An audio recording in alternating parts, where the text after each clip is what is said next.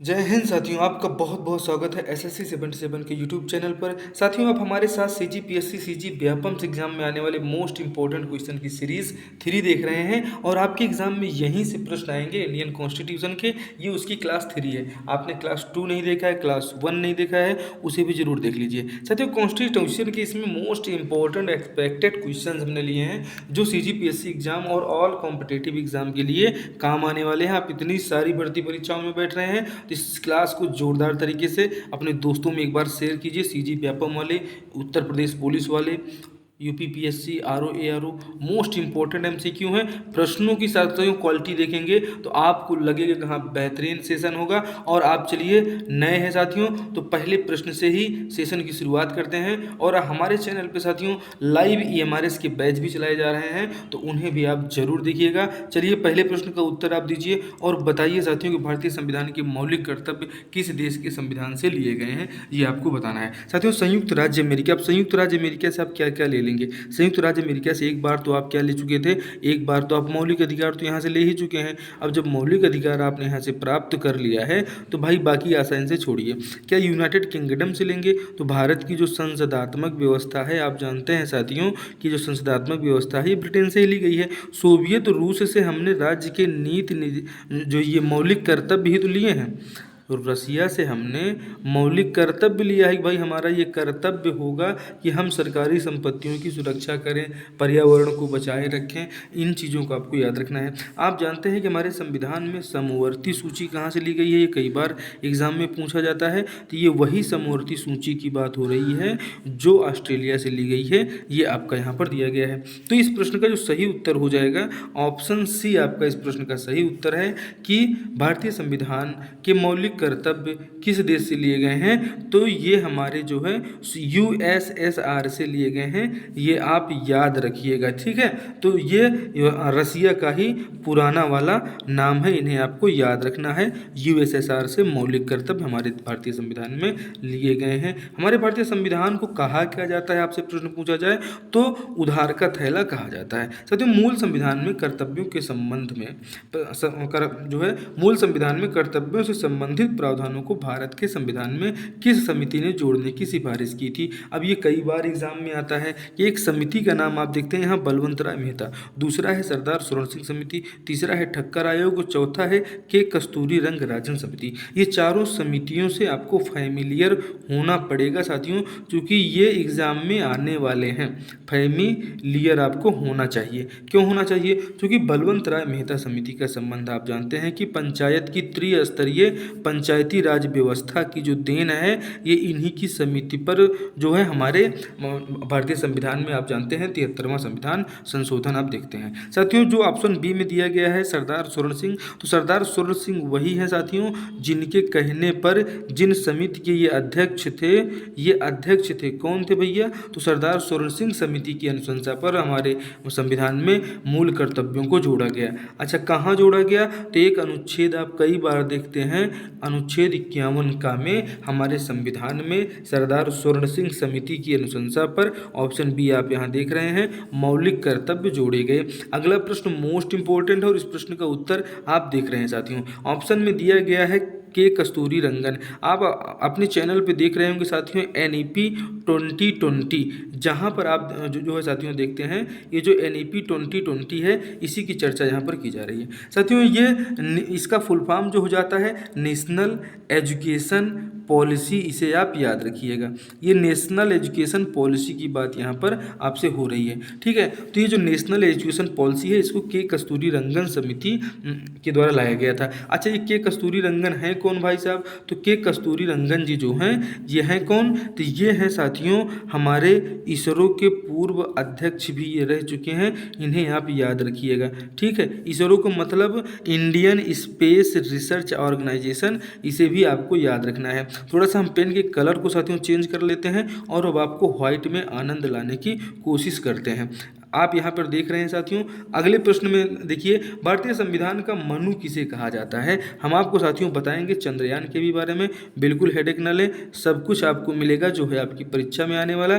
तो चंद्रयान 3 को भी आप हमारे साथ अच्छे से देखिएगा। चलिए इस प्रश्न का उत्तर बताइए क्या है। भारतीय संविधान का मनु किसे कहा जाता है। आप जानते हैं कि प्रारूप समिति के अध्यक्ष कौन थे। तो भैया प्रारूप समिति के अध्यक्ष थे B.R. अम्बेडकर जी। अभी B.R. अम्बेडकर जी को भारतीय संविधान का मनु कहा जाता है। भारतीय संविधान का मनु कहा जाता है, ठीक है। जवाहरलाल नेहरू के बारे में आप जानते हैं, भारत के पहले प्रधानमंत्री हैं। आप जानते हैं सरदार वल्लभ भाई पटेल, आप इन्हीं के जो है एकता दिवस आप जानते हैं 31 दिसंबर, ठीक है साथियों। 31 अक्टूबर होता है क्या साथियों, एक बार कमेंट करिएगा। शायद 31 अक्टूबर ही है। 31 अक्टूबर को सरदार वल्लभ भाई पटेल ये राष्ट्रीय एकता दिवस मनाया जाता है। केवड़िया गुजरात में इनकी सबसे बड़ी मूर्ति लगी है। ये भी कई बार परीक्षाओं में पूछा जाता है। केवड़िया गुजरात में इनकी सबसे बड़ी मूर्ति लगी है, केवड़िया गुजरात में, जिसे आप स्टैचू ऑफ यूनिटी कहते हैं, जिसे आप स्टैचू ऑफ यूनिटी कहते हैं। इसे भी याद रखिए। अगले प्रश्न की तरफ बढ़ेंगे साथियों, और अगला प्रश्न क्या होगा देखते हैं, आपके एग्जाम में कितना महत्वपूर्ण होने वाला है। इस प्रश्न का सही उत्तर है भारतीय संविधान का मनु B.R. अम्बेडकर को कहा जाता है, जो प्रारूप समिति के अध्यक्ष थे। भारत का संविधान कब लागू हुआ, ये आपसे यहाँ पर कभी पूछना चाह रहे हैं। चलिए बताइए, भारत का संविधान कब लागू हुआ साथियों। तो आपको बताना है कि भारत का संविधान लागू हुआ कब।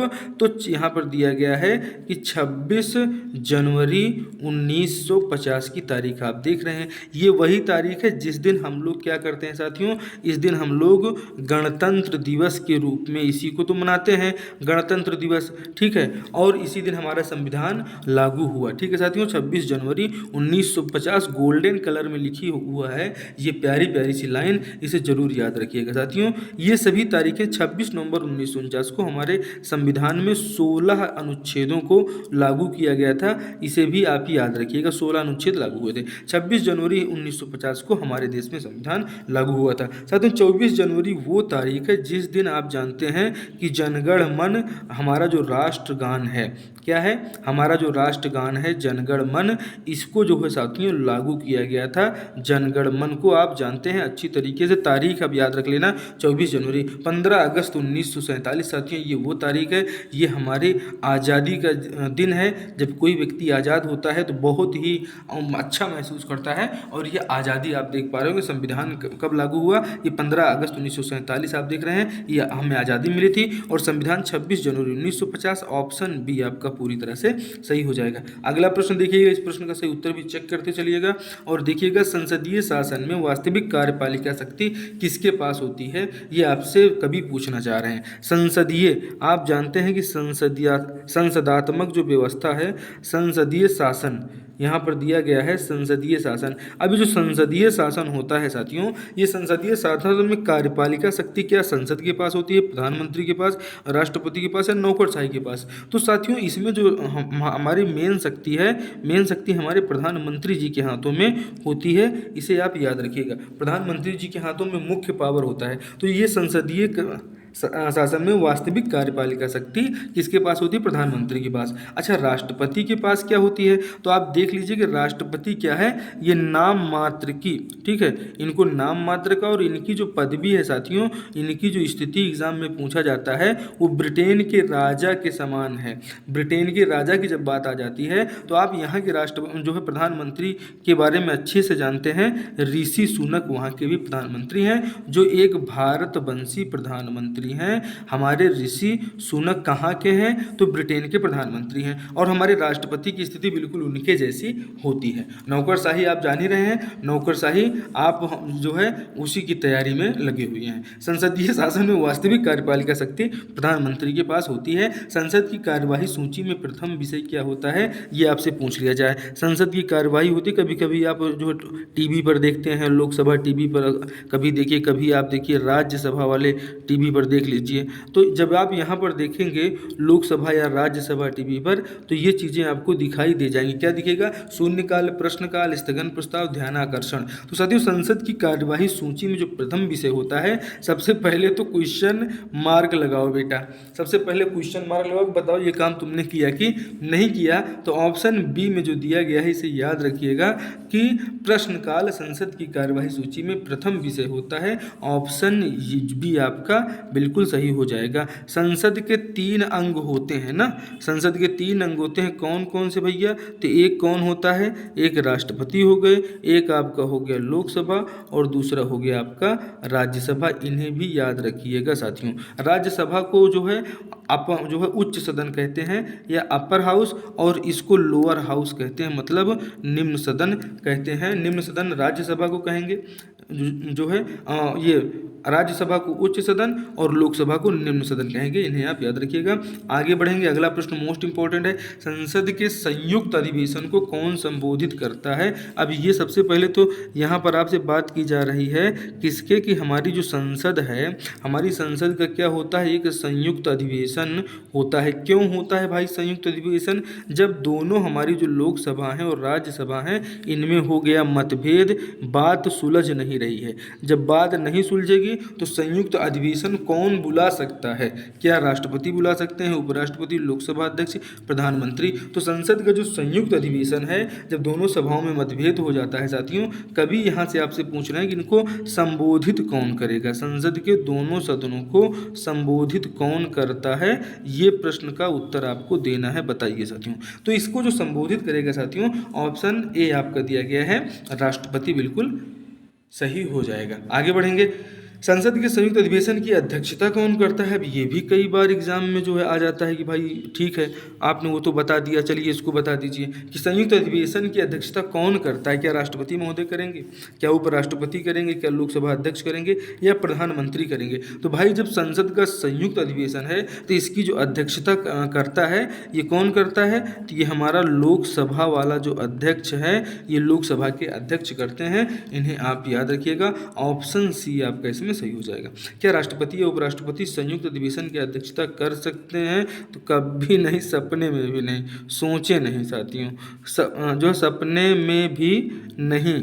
क्या कर सकते हैं? तो बता दीजिएगा, नहीं कर सकते हैं। ऑप्शन सी में दिया गया है, एक लाइन में इसका उत्तर आप बिल्कुल समझ सकते हैं। ठीक है साथियों, आगे बढ़ेंगे। भारत के राष्ट्रपति का चुनाव किस प्रकार होता है? ये महत्वपूर्ण और क्वेश्चन हो जाता है, जहां पे आपको समय देना है साथियों। या केवल राज्यसभा के सदस्यों द्वारा चुना जाता है, या संसद के दोनों सदनों के सम्मिलित सदस्यों द्वारा चुना जाता है, बहुसीधे जनता द्वारा चुना जाता है, उपरोक्त में से कोई नहीं। अब इनमें से कौन सा सही है या कि उपरोक्त में से कोई नहीं है, ये आपको बताना। चलिए कौन कौन सा आप आंसर टिक कर रहे हैं, एक बार छापने की कोशिश कीजिए।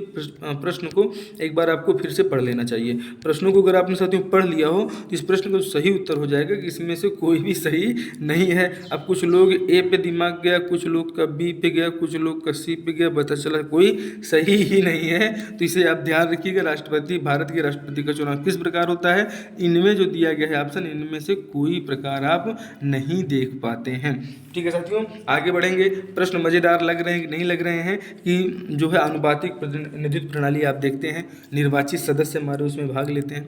स्वतंत्र भारत के संसदीय इतिहास में अब तक कितनी बार संयुक्त बैठक बुलाई गई है? बताइए, सबसे सरल प्रश्न।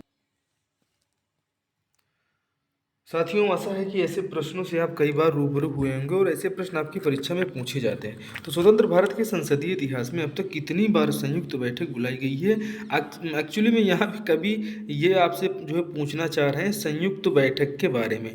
तो ये संयुक्त बैठक आपको बताना है, 1 बार हुई है, 2 बार हुई है, 3 बार हुई है, 4 बार हुई है। तो साथियों, संयुक्त जो बैठक है, ये जो संयुक्त बैठक है, ये मात्र अभी तक 3 बार हुई है हमारे संसदीय इतिहास में। इस प्रश्न को आपको याद रखना है। साथियों, आगे बढ़ेंगे। लोकसभा एवं राज्यसभा की संयुक्त बैठक कब होती है? अच्छा, क्यों होगी, ये कब होगी? राष्ट्रपति जब बुलाए, मतलब जब मन कहे तब इनको बुला लो, जब मन कहे तब बुला लो। या कि लोकसभा एवं राज्यसभा में मतभेद होने पर क्या इनमें मतभेद हो जाए कि भाई दोनों एक दूसरे की बात नहीं मान रहे, तो ठीक है, राष्ट्रपति महोदय कहते हैं कि संयुक्त अधिवेशन इसमें बुला लिया जाए, तो ये संयुक्त अधिवेशन बुला लिए। क्या संसद का संयुक्त सत्र शुरू होने पर राज्यसभा का सभापति चाहे तो बुला ले, तो इसमें जो सही आंसर हो जाता है साथियों कि जब लोकसभा और राज्यसभा दोनों के सदस्यों में जो कोई नियम कानून बनाने को लेकर मतभेद हो गया हो, कोई मतभेद लोकसभा और राज्यसभा के मध्य में कोई टकरार हो गई हो, कोई वार हो गया हो, तो इनमें जो है दोनों को संयुक्त अधिवेशन बुलाया जाएगा। ऑप्शन बी आपका इसमें पूरी तरह से सही हो जाएगा। ये सब व्यवहार की बातें हैं, जनरल अवेयरनेस की बातें। भारतीय राजनीतिक व्यवस्था में कार्यपालिका के अधीन रहकर कार्य करती है, कौन कार्य करती है भैया? भारतीय ये जो कार्यपालिका यहाँ पर दिया गया है साथियों, ये कार्यपालिका के बारे में आपसे पूछा जा रहा है कि किसके अधीन रहकर कार्य करती है? चुनाव आयोग के, न्यायपालिका के, संघ लोक सेवा आयोग के, मतलब यहाँ पे यूपीएससी वाली बात हो रही, यूनियन पब्लिक सर्विस कमीशन, विधान पालिका। तो साथियों भारतीय राजनीतिक व्यवस्था जो कार्य करती है ये किसके अधीन रहकर कार्य करती है? तो ऑप्शन बी में आपका दिया गया है कि ये जो हमारी कार्यपालिका है न्यायपालिका के अधीन रहकर कार्य करती है। मतलब भाई इनके कार्यों पर आप देखे हैं कि मुख्य न्यायाधीश भी बैठे हुए हैं, मतलब एक दूसरे के ऊपर कंट्रोल जो है भारतीय संविधान के द्वारा लगाया गया है। अगले प्रश्न की तरफ बढ़ेंगे। अगला प्रश्न मोस्ट इंपॉर्टेंट है, ऑप्शन बी आप चेक कर लीजिए, इस प्रश्न का सही उत्तर हो जाता है। भारत की पार्लियामेंट का उद्घाटन कब हुआ था? जिस पार्लियामेंट की आप चर्चा हमारे साथ कर रहे हैं, इसका जो है साथियों प्रारंभ कब हुआ था, ये आपको यहाँ से पूछा जा रहा है। कभी यहाँ पर ये पूछना चाह रहे हैं कि प्रारंभ कब हुआ था, 1917 में, 1927 में, 37 में, 1973 में। ये प्रश्न का सही उत्तर आपको बताना है कि भारतीय पार्लियामेंट का, ठीक है, तो इसका सही उत्तर है 1927 में भारतीय पार्लियामेंट का शुभारंभ हुआ था। ये आपके प्रश्न का एकदम सही उत्तर हो जाता है जब आपसे पार्लियामेंट के बारे में पूछा जाए। ठीक है, आगे बढ़ेंगे। अगला प्रश्न मोस्ट इंपॉर्टेंट है जो आपकी परीक्षा में आने वाला कि गांधीवादी सिद्धांतों को भारतीय संविधान के किस भाग में समाहित किया गया है? अब ये आ गया गांधीवादी सिद्धांत। आप जानते हैं कि गांधीवादी सिद्धांत क्या है? आप देखते हैं अपने जो है गांव में मनरेगा चलता है, तो महात्मा गांधी जो है रूरल, ये ग्रामीण, तो ये जो ग्रामीण वाला मनरेगा वाला कॉन्सेप्ट है साथियों, ये कॉन्सेप्ट इन्हीं गांधीवादी सिद्धांतों पर आधारित है। इसीलिए आपसे एग्जाम में पूछा जाता है। और ये भाग 4 में अनुच्छेद 36 से 51 तक आपको बखूबी बताए गए हैं, बहुत प्रेम से बताए गए हैं, इन्हें याद रखिएगा। आगे बढ़ेंगे साथियों, और बहुत सी जानकारी इसके बारे में हम आपको बताएंगे। इस प्रश्न का जो उत्तर है आपका ये हो जाता है। भाग 3 में आप जानते हैं कि मौलिक अधिकारों के बारे में आपको बताया गया है, जो अनुच्छेद 12 से लेकर 35 तक माने जाते हैं। इसी में अनुच्छेद जो साथियों 32 है, इसे जो है भीमराव अंबेडकर जी ने कहा था संविधान की आत्मा। ठीक है साथियों, तो ये भाग 3 आप मौलिक अधिकार देखते हैं, जहाँ पे आप देखते हैं क्या समानता का अधिकार आपसे पूछा जाता है। ठीक है, स्वतंत्रता का अधिकार आप यहाँ पर देखते हैं, जीवन जीने की जो आज़ादी आप देखते हैं, ये सारी चीज़ें आपको संविधान हमारे साथ देख रहे हैं, सब कुछ हमने क्वेश्चन में समाहित किया है। निम्न में से किस राज्य में समान नागरिक संहिता लागू है? जिस जो है कॉमन सिविल कोड की बात की जा रही है साथियों, समान नागरिक संहिता, कॉमन सिविल कोड की बात की जा रही है, ये जो है मिजोरम, गोवा, नागालैंड या जम्मू कश्मीर कहाँ पर लागू है, ये आपसे पूछा जा रहा है साथियों। तो आप जानते हैं साथियों कि गोवा में अभी क्या लागू है? गोवा में लागू है समान नागरिक संहिता, इन्हें आप याद रखिएगा। ठीक है, समान नागरिक संहिता, ये बहुत इंपॉर्टेंट है, कई बार परीक्षाओं में से आराम से पूछ लिया जाता है कि समान नागरिक संहिता किस राज्य में लागू है, इसका उत्तर बताना मुश्किल हो जाता है साथियों। तो अब चलिए इस प्रश्न का उत्तर आप बता दीजिएगा। अब गोवा इस प्रश्न का सही उत्तर हो जाता है। संसद के दोनों सदनों का सत्रावसान कौन कर सकता है? संसदीय मामलों के मंत्री, राष्ट्रपति, उपराष्ट्रपति, लोकसभा का सभापति कौन कर सकता है? संसद के दोनों सदनों का सत्रावसान मामलीय मामलों के मंत्री, उपराष्ट्रपति, लोकसभा नहीं साथियों, इसमें ऑप्शन बी आपका पूरी तरह से सही हो जाएगा। राष्ट्रपति के बारे में साथियों आपने कई बार हमारे साथ पढ़ा है। साथियों हमारे चैनल पे आपको हिंदी की बेहतरीन प्रैक्टिस सेट आपके लिए हम लेकर आ रहे हैं। जो आप EMRS की तैयारी कर रहे हैं, तो EMRS वाले आप किसी भी CTET एग्ज़ाम में साथियों अगर आप बैठ रहे हैं, तो अगर आप हिंदी से किसी भी जो है तैयारी करना चाहते हैं, तो एकदम परफेक्ट क्लासेस हमारे चैनल पे चल रही हैं। आप CTET में हैं, ठीक है, तो आप बिल्कुल हमारे चैनल पे आ सकते हैं। देखिए साथियों, आप किसी भी टीचिंग एग्ज़ाम वाले हैं तो हमारे चैनल पे आपके लायक का हिंदी साहित्य एवं व्याकरण सारी क्लासेस अवेलेबल हैं। भारत सरकार के निर्णय के अनुसार संसद का एक सदस्य अपने क्षेत्र के विकासात्मक कार्य हेतु कितनी धनराशि खर्चा कर सकता है, ये प्रश्न आपका यहाँ से पूछा जा रहा है और बहुत महत्वपूर्ण प्रश्न है और साथ ही ऐसे कॉमन क्वेश्चन है साथियों। ये बिल्कुल कॉमन सी बात है कि हमारा जो सांसद है भैया, हमारा जो सांसद है कितना खर्च करेगा, 1 करोड़, 2 करोड़, 5 लाख, 1 करोड़ या 5 करोड़। तो साथियों अभी जो इनको पात्रता दे दी गई है, इनको 5 करोड़ की पात्रता है कि विकास कार्यों के लिए 5 करोड़ रुपए अपने क्षेत्र में खर्च कर सकते हैं।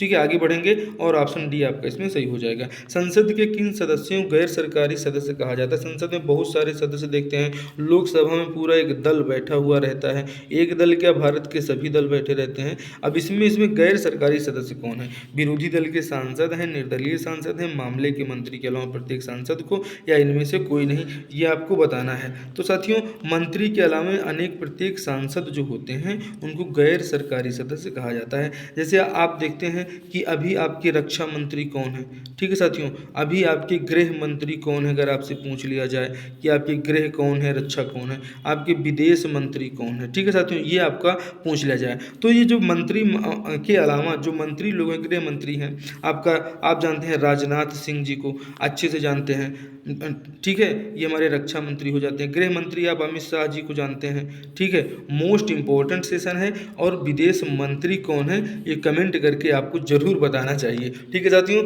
ये पूरा सेशन कैसा लगा और ये सेशन अगर आपने देखा हो साथियों तो बिल्कुल एंड तक आप यहाँ तक बने रहे। तो आप बताइए साथियों कि निर्मला सीतारमण कौन है, ठीक है, निर्मला सीतारमण के बारे में हमें बताइएगा कि निर्मला सीतारमण भाई भारत में कौन है। ये प्रश्न आपको कैसे लगे, पूरी जो है चीज़ें आपके बीच में हम ला के रख रहे हैं। ये सेशन आपको बिल्कुल पसंद आया होगा, बिल्कुल वेट करिएगा हमारे नेक्स्ट सेशन का जो आपकी परीक्षा के लिए मोस्ट इम्पॉर्टेंट सेशन होगा साथियों, मोस्ट इम्पॉर्टेंट सेशन होगा, ज़रूर देखिएगा। स्मार्ट स्टडी क्लासेस की बेहतरीन प्रस्तुति और कैसी लगी कमेंट करके आपको बताना चाहिए। CGPSC, CG व्यापम और इन सभी परीक्षाओं के लिए आइए मोस्ट इंपॉर्टेंट सेशन रहा, इसका PDF भी हम आपको प्रोवाइड कराते हैं साथियों। आप लिखिएगा PDF में जाके क्या लिखेंगे, SSC 77, यहाँ से आपको ये PDF बिल्कुल ऐसे ही मिल जाएगा। तो स्मार्ट स्टडी क्लासेस पे नए हैं तो बिल्कुल आप सब्सक्राइब कीजिए और अपने दोस्तों में जो है क्या इस चैनल को शेयर कीजिए। आपके बीच में बिल्कुल अथेंटिक क्लासेस हम लेकर आते हैं, तो ये अथेंटिक सेशन आप ज़रूर देखें। ये अथेंटिक चीज़ और अथेंटिक क्वेश्चन MCQ लगातार आप हमारे चैनल पे बने हैं। तो साथियों आप समझ रहे होंगे कि ये सेशन हम आपके लिए कितने महत्वपूर्ण प्रश्न आपके बीच में लाकर रखते हैं। आप जानते हैं साथियों कि रसिया यूक्रेन वार, आप ये रसिया वही रसिया है जहाँ के राष्ट्रपति कौन है साथियों, तो ये जो व्लादिमीर पुतिन है यहाँ के राष्ट्रपति हो जाते हैं। आप यूक्रेन भी देख रहे हैं तो यूक्रेन की राजधानी याद रखिएगा क्या हो जाती है, कीव हो जाती है साथियों, यूक्रेन की राजधानी। ऐसे प्रश्न भी आपसे पूछे जा सकते हैं साथियों। आपसे पूछ ले संयुक्त राज्य अमेरिका के जो है राष्ट्रपति कौन हो जाते हैं, तो साथियों आप जानते हैं कि जो बाइडेन साहब अभी क्या हैं, जो बाइडेन अमेरिका के राष्ट्रपति हैं। आप जानते हैं कि अभी हाल ही में साथियों आप देखते हैं कि G20 और हमारा जो अभी सम्मेलन हुआ है ये कहाँ पर हुआ है। अभी आपने देखा ब्रिक्स के बारे में साथियों, ब्रिक्स आपको पता है, बिल्कुल पता होगा, ब्राज़ील, रसिया, इंडिया, चाइना और साउथ अफ्रीका का एक संघ है साथियों। तो इस संघ के बारे में भी आप अच्छे जानते होंगे, इसमें कितने नवीन सदस्य शामिल हुए, ऐसे प्रश्न भी हम आपके बीच में लगातार लेकर आते रहेंगे साथियों। EMRS के लिए जर्नल अवेयरनेस की क्लासेस आप जरूर देखिए, हिंदी की बेहतरीन क्लासेस आपके बीच में चल रही हैं, रोज़ प्रैक्टिस सेट आप हमारे साथ अटेंड करिए। और जो हमारे DSSB की तैयारी करने वाले हैं भाई साहब, ये DSSB की तैयारी वाले, आपका जो है ओल्ड ईयर MCQ हम लेकर आ रहे हैं, तो ये ओल्ड ईयर MCQ भी आप